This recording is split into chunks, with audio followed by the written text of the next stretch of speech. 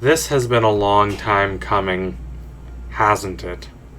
Bojack Horseman started as a cute and occasionally incisive, but unfortunately haphazard and uneven, showbiz drama comedy.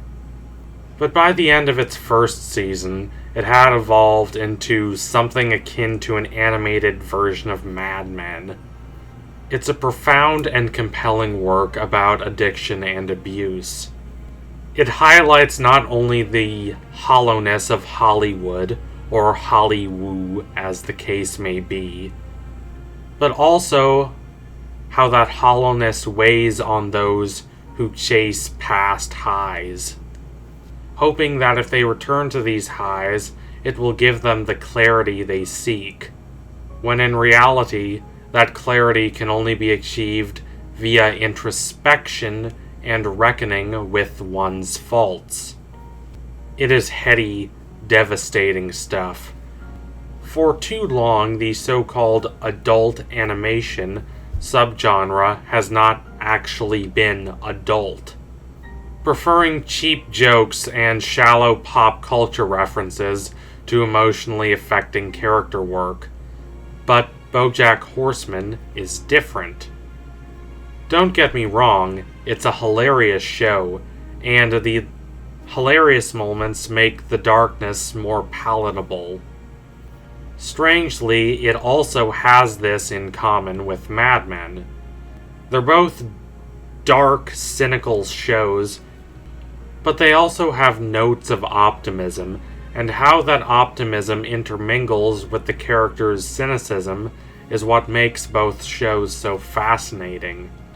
Which brings us to the finale of Bojack Horseman, a truly spectacular thing that wraps up all the threads of the show into a tight, confident package.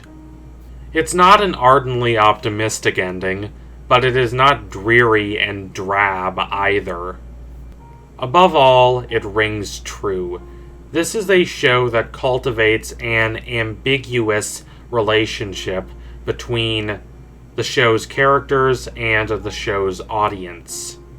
It's a show that makes you want the characters to succeed in their endeavors, but it is also a show that makes clear why they won't. So if the show gave its characters exactly what they wanted, the result would be hollow. It would not feel honest.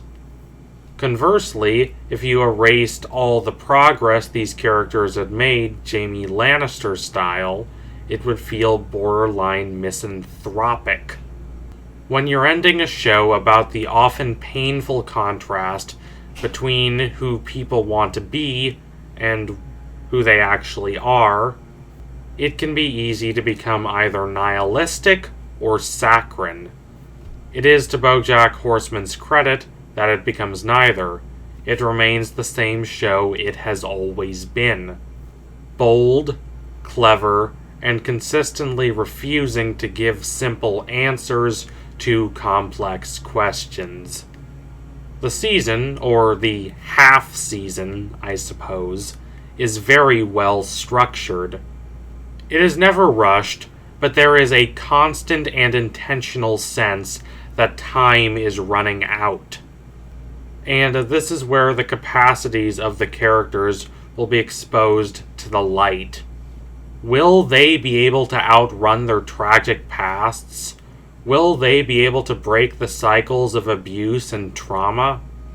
Will they be able to make themselves better people? All of these questions are palpable as the show hurtles toward its end. While I could nitpick and complain that not every character receives as glamorous a send-off as I would have liked, it is hard to complain. The show only had so many episodes to draw its elaborate network of story arcs and character dynamics to a satisfying conclusion. And the slight messiness of it all rings true as well. You don't always get to say farewell in the way you liked. Sometimes people just pass out of your life, and you don't know it's the last time you'll see them until you reflect back on that. This is something Mad Men intimately understood as well. The characters most essential to the core of Bojack, however, receive intimate conclusions that are so perfectly written and structured that you feel bad for questioning Netflix's choice to split this final season into 2 halves. Yes, the 2-part 6th season is, in part because of its bifurcated structure, not as complete as the 4th and 5th seasons of the show, but as a dense, melancholy, and ultimately faintly hopeful ending to the work. The second part of the 6th season is as incisive and contemplative storytelling as the show has ever produced. Every episode is essential. Now, I want to explain what I mean by that. It does not just mean that every episode matters. That is true of every season of the show except maybe the first one. What I mean is that each of the episodes build upon each other without compromising the episodic structure of the show. That is not easy to do. It's like an apartment building. There may be different things going on each floor, but if even one floor is removed, the entire building collapses. It's intricately structured. Yes, you're left with the feeling that you want to see more of these characters, but you're also left with the feeling that if you don't see more, you'd be fine with that, because this is a proper send-off. Their stories are as complete as they ought to be. The point of a series finale is not necessarily to conclude the stories of these people. You can choose to do that, as 6 Feet Under did, going through every character's life until their final death. But it's not essential. You don't need to do that. One of the best comments I've heard regarding series finales is that you should give the viewers the impression that they have just watched the most interesting period of these characters' lives. I mostly agree with this, but allow me to make one teensy tiny change.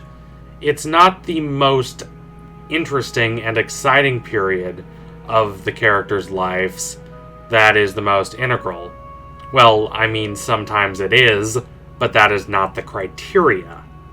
No, the most integral period of these characters' lives, the period you want to see play out in a show, is the period in which they are shaped into the people they will be going forward, or the period in which they demonstrate that they will never change, that they will never shift from the people they were at the start of the series. They will keep making the same mistakes, and they will never get better, Tony Soprano style. Bojack Horseman's ending succeeds brilliantly in this regard. If you held all these characters up at the end of the series to the light, and compared them to who they were at the start of the series, you would see how much they have changed, or how they have not changed as much as they would have liked. Bojack is not wish fulfillment, and I mean that as the highest possible compliment. It is not interested in indulging the audience's hopes for these characters. It's a show filled with longing for what could be, and a desperate melancholy for what is. And it remains true to that balance down to the last episode. Now, would I have liked another season of this show? Of course. It's one of the most charming and incisive on television. But watching this season, I never felt like the show needed another season, necessarily. And in the era of great shows that had their legacies marred by subpar conclusions, that is a relief to say. Bojack's creator famously told Netflix that what he wanted more than anything was for the network to tell him when they were getting ready to end the show, so that he could be sure to wrap everything up in a satisfactory way. For his sake, and ours, I am glad Netflix kept its word. At the end of the day, it all comes down to Bojack. This show is about him as much as Mad Men is about Don Draper. They're not the only important characters in these shows, and as the shows expanded and ran on into 5th and 6th seasons, they kept finding ways to analyze and subvert their protagonists' narrow views of the world. But both characters are and ought to be the protagonists of their respective shows because they contain within them the DNA of their shows, the ethos of those shows. So Bojack's most important task was to create a satisfying ending for Bojack himself. It needed to be true to the spirit of the show.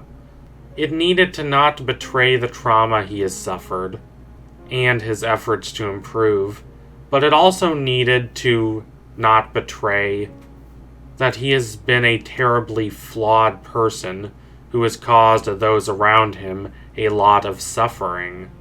Bojack's conclusion is fitting. It is not perfect for him. It is far from entirely happy. He himself would have chosen a different ending were he given the choice. But it's the ending he deserves. It's the right ending for his character. It is true to who he is, the whole picture.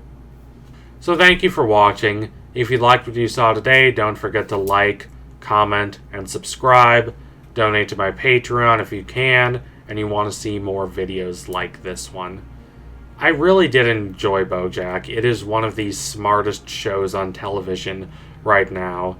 Maybe it's reductive to call it the first adult animated show that actually feels adult, instead of just screaming at its audience that, hey, this isn't for kids. But that's how it felt to me at some points. It's genuinely affecting and dramatic, and I really appreciate that. So tune in soon for the next analysis. It's sure to be coming soon. Thank you all again. Adios, comrades.